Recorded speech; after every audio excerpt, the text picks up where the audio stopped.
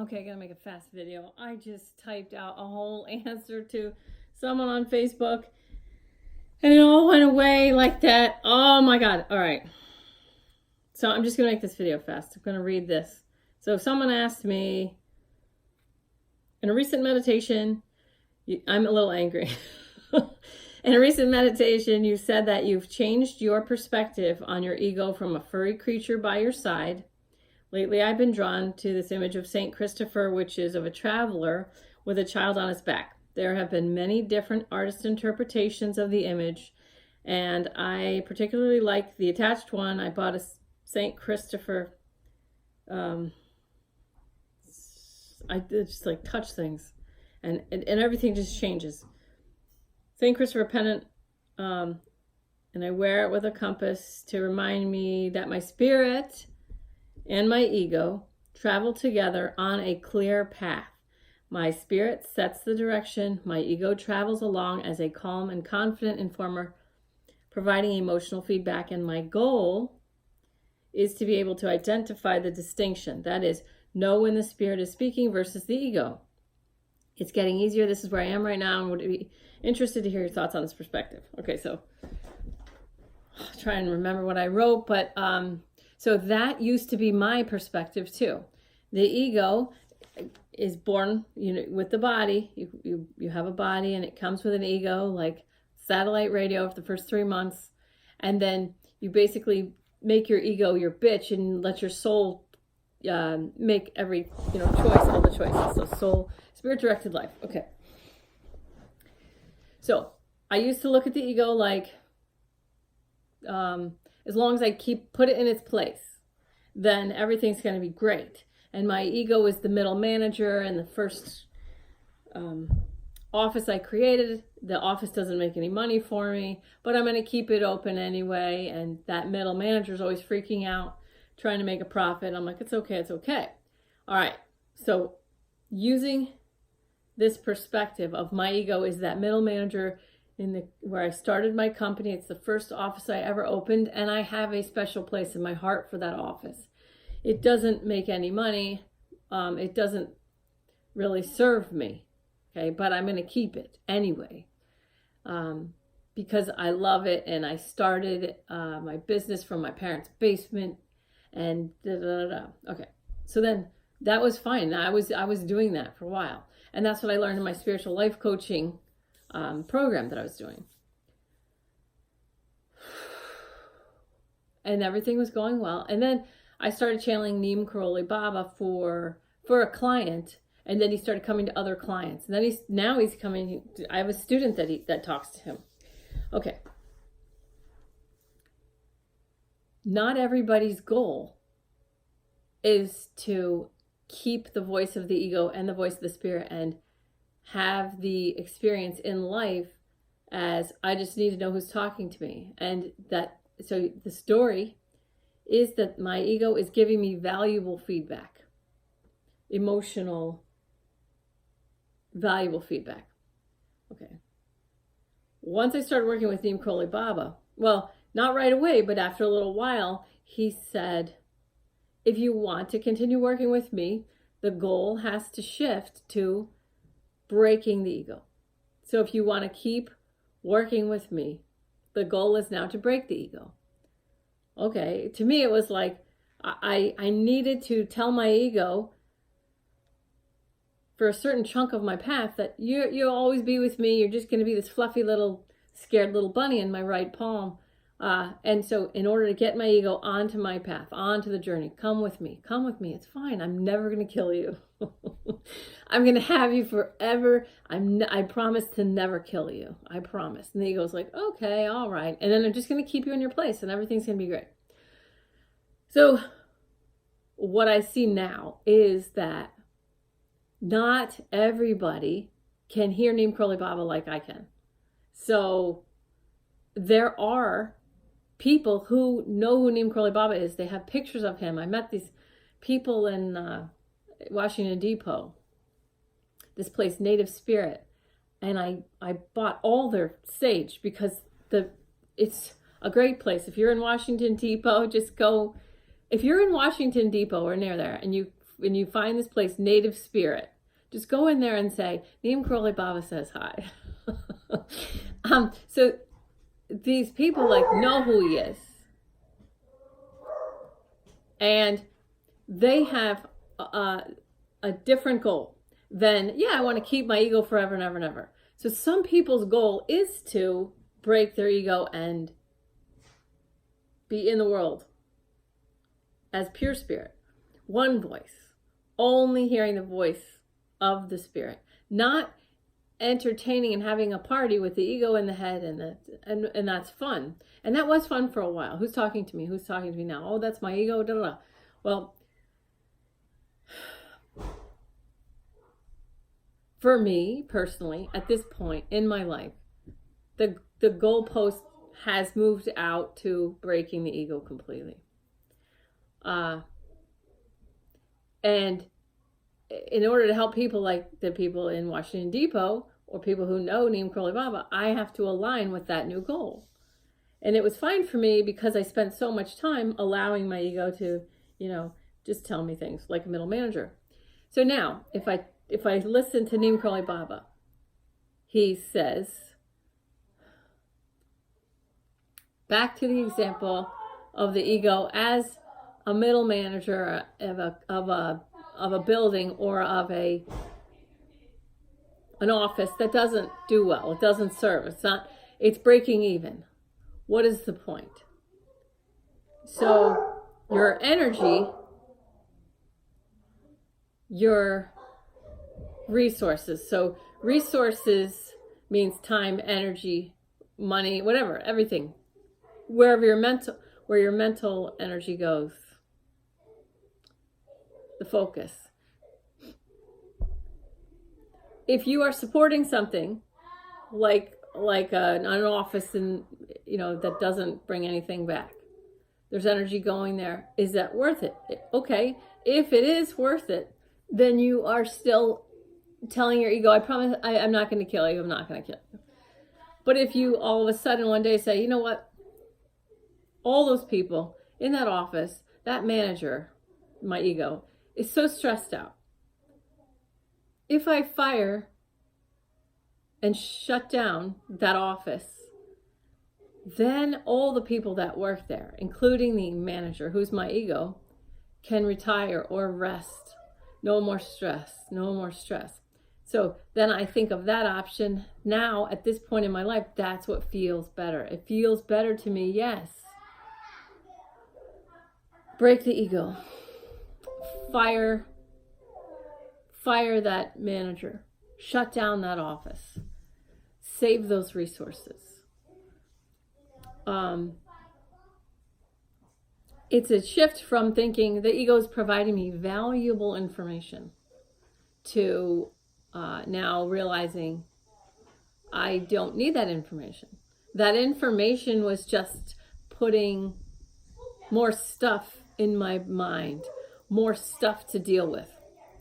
And so I got the experience of what the Buddhists call emptiness.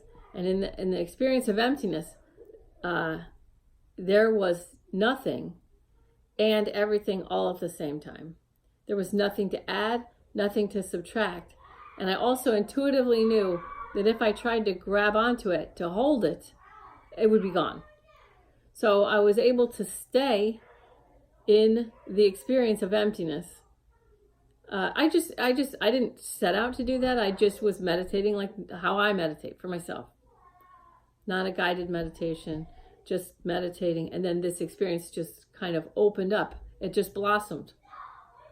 And my ego would be like, wow, how did this happen? Because I want to do this again. And how can I recreate it? And my ego can do nothing but ruin that experience of emptiness. There's no way that my ego could do anything to come in. I'm making a video. I gotta finish this. I'll be right out. I love the people in my life. I'm the luckiest person alive. Anyway. So, in the experience of emptiness, the nothingness and the everything. Everything's here and nothing. It's everything and nothing. There's nothing to add, nothing to subtract, nothing, no way possible to make this better. The ego can do nothing but ruin this. Nothing. The ego is always going to be the vehicle of separateness. So, like, hate has no home here. Okay, so the hate has no home here. These people, they think they're fighting hate and they're actually creating hate through the law of attraction. It's not, so even now I'm like, I don't even want to talk about this anymore,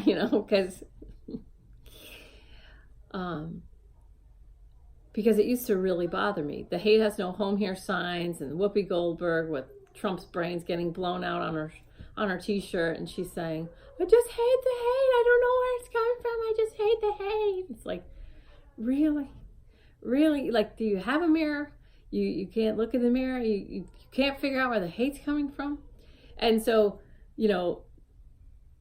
that used to just bother me so much and made me want to run away, because it's like, oh my God, the people who are trying the hardest to fight something are the ones creating it, and they don't see it. It's like, how the hell are we going to evolve? How the hell are we going to evolve if the people thinking that they're doing the most are the ones creating what none of us want? They're the ones beating the drum of racism. They're the ones beating the drum of hatred.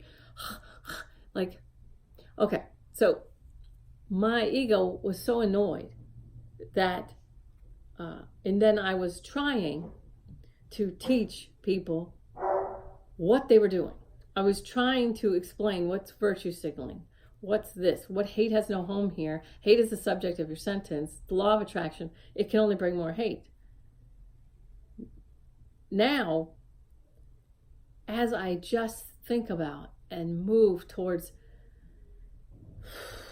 breaking my ego, I don't care. I don't care. Let them put up their signs. It doesn't affect me. I don't need to be separate. My ego is not controlling me like, oh, those people are doing this. Oh, Whoopi Goldberg. Oh, As I break my ego, I can I can be more present. I can allow people to do what they're doing, have the experiences that they're having, as I enjoy the experience of being in the world but not of the world. I enjoy this physical incarnation in this meat suit, this particular experience, this Carla thing. This Carla thing only happens once, ever. So, do I take my time, resources, time, energy, money, blah, blah, blah, but time, oh my God, time. People look at money and they're like, oh, it's not fair. Those people have so much and these people have so little. It's like, okay, money isn't the resource that is the number one commodity. Like, people are operating under this assumption that rich people have it good and poor people have it bad. And those people have never lived in their car. I've lived in my car. And I had a kite, and I had a job, but they wouldn't give us even 40 hours a week because they didn't want to pay us, and they didn't want to give us anything. So 30 hours a week was all we were allowed to work. And then if you worked 40, they'd cut you back the next week, and then they would, whatever. It doesn't really matter, except that it does matter because people who are aligning with, no, I want to break my ego. That's the shift I want. Those people are understanding that time in the meat suit, time in the incarnation, time and freedom are way, way more important than money. Okay. So where do we want to go with this? So when I was living in my car, 30 hours a week, I had no money. I couldn't even drive my car more than I need to because I had to pay for gas. So I lived in my car and I flew my kites on the beach. And when it rained, I would go to like a bookstore and I would read for free. And at night, if I was scared, I would park in the parking lot of my grandfather's nursing home, because I felt safe there. There's lots of lights and people were coming in and out. And I would go to 99-cent movies that were like at midnight, 99-cent movies. My life was an adventure. I knew when they were throwing food away. I knew when, I knew where to get food, blah, blah, blah. I would go to the grocery store. I'd get, you have to be so careful with your money when you don't have it, that you appreciate everything. And I was in a store and I tried to buy a pack of gum and I didn't have enough money. And this lady behind me, she had like all these kids hanging off of her, and she didn't look like she had a lot of money. She paid for my pack of gum, which was like 89 cents. I was so grateful that this lady paid for my gum. 89 cents a pack of gum. She just paid for it. I was like, oh my God, thank you so much. So it's like, in my experience, having no money, living in my car, having the time and the freedom to be on the beach and fly my kite, or go to a bookstore and read all day. It's like, I had time. I had freedom. I didn't have money. And I loved the adventure of my life. It was amazing. And I'm way off the track now, but he tells me I'm not. Because this is all important. Understanding. People are prioritizing things they don't realize what they're doing. And when I said to myself, I'm going to allow my ego to stay in my head, and I'm just going to know who's my ego, what the voice of my ego is, what the voice of my spirit is, I'm giving myself an extra building to manage and run and be part of my, this manager in this office. What is the point? If I shut it down, I get more energy, I get more freedom, I get more time. I'm not using resources in a way that's breaking even. So by shutting down that office and by breaking the ego, I bring more time to myself. I bring more energy to myself. I bring more peace to myself, because I'm not using resources, time, and energy to break even on anything. I'm not using space in my brain for an ego and a spiritual voice. I'm just allowing the spirit to be all that there is. And also, as you learn more spiritually, as you move forward spiritually and you become more powerfully spiritual, your ego gets more and more clever, hiding in the blind spots. And I had that thing where I cried really hard on the street because someone who's a healer, who I feel is very open-minded, I know is very loving, said that the red MAGA hat means make America white again, even though black people are wearing it. Like, I was flabbergasted that this person was so brainwashed by, the media, and 90% of all media is owned by 6 corporations. And it's laid out, you can see. And when you, to me, it's like, when you see, can't you see? And so this person who's very intuitive, in my opinion, and a lot of what we say to the same clients matches it. So I feel she's very intuitive. And here she is saying that hat means make America white again. And she even knows the 5 agreements. She even knows we assign all meaning. You're born, and in your life, you assign all meaning to all things. That's why Neem Karoli Baba says, words are a minefield. Words are a minefield because in your life, you assign meaning to things, and then you don't realize you've assigned that meaning, and then you try and have a conversation with another human being that has different meanings assigned to the same things. And then you're trying to talk. And unless everybody's clear on, I assigned all meaning to things. So, and she assigned all meaning to things. Until she can see that she assigned a meaning to the red Make America Great hat. She assigned a meaning. Whether the media did it for her or whether someone else did it for her doesn't matter. She allowed them to give her the interpretation, the meaning.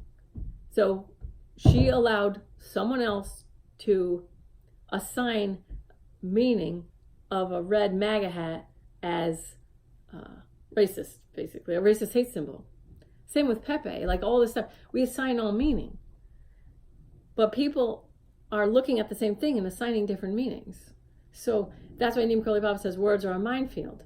That's why a lot of the times I find myself walking away from people who, what's the point? This lady, my daughter plays field hockey, and this lady, she's from a different town, and I said, oh, are you from this town? No, I'm from this town. Oh, okay. It's nice there. Oh, well, it's not. I said, oh, what's wrong? Oh, it's just not diverse enough. So she's looking at the people around her don't have enough melatonin in their skin. And, we're in Connecticut, but there are, if diversity is your number one priority, then you can move. There's places that are more diverse. And so she moves to a town that's mainly white and then complains about diversity, where she could have moved to a town that had more diversity. Even though to me, these are just meat suits. They're just meat suits. And so instead of having any kind of conversation,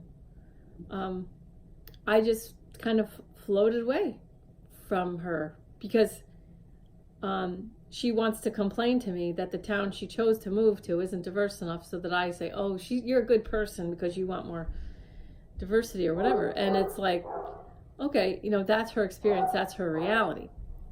And people have made such, when people make big deals out of things, they sort of don't realize what they're doing. And like,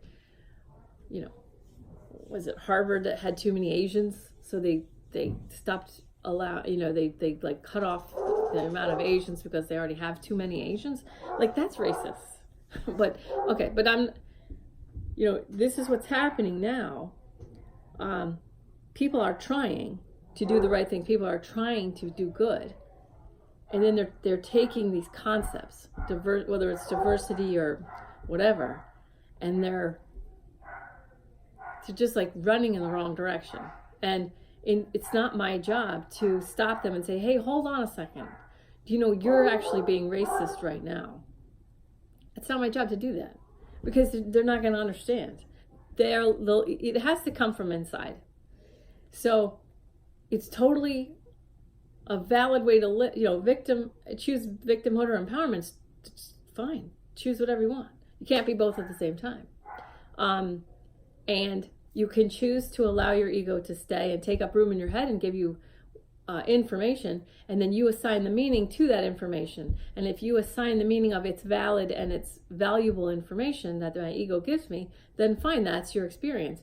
And then you say, okay, and so I let my spirit direct my life, but my ego's giving me valuable information. I've decided to assign the meaning of that it's valuable, what my ego tells me. That's valuable. Okay. So that's a perfectly fine way of choosing to live your life. But then another way is to say, you know what? My ego is nothing but the vehicle of separateness. They keep putting these hate signs up. They keep beating the drum of racism and hatred. They keep doing this. They keep doing that, right? So that's my ego. My ego is going to say, they keep doing this. They keep doing that. They keep, stepping on their own. Well, no, that's a crass expression. I worked with a lot of guys as a pilot, so I have a lot of crass stuff up in here that's funny to me, and I just kind of rolled with it, and I love it, and I love all my experiences. Okay, but I'm not going to share what I was just going to say. Step on their somethings. Some of you might know. I'm going to put this in my. Okay, never mind. Okay, so the way I'm choosing to live is to break my ego so that it can't hide in the blind spots, like my intuitive friend that has assigned the meaning of a racist hate symbol to a red hat that's mass produced and sold all over the world and worn by all different kinds of people who are trying to tell you why they wear that hat. and it's fine. Okay, so by removing the voice of my ego, by breaking the ego and just getting rid of the voice of the ego, and then just having my spirit, and allowing that, to me, is closer to living the experience of the Buddhist emptiness. That experience of emptiness for me was so incredibly profound. I actually just kept crying. I cried and I cried for so long after. I'm telling you, it was so amazing. So to me, that was so amazing. Why would I want to allow my ego to keep taking up any kind of space or rent in my mind? So for me now, at this point in time, I want to break my ego. I want to channel Neem Karoli Baba for the people who want to break their egos. And it feels like we all want to have our lives be as close to the experience of emptiness as possible. And to live a spirit-directed life with much more ease, much more peace in the higher vibrations. So that's where I am now. It's just a choice. It's just a choice. And I hope I explained this well enough. I love you. So, anyway, love you. But you don't have to break your ego. I still love you. I still bless, forgive, respect your free will choice, and love you anyways. Peace.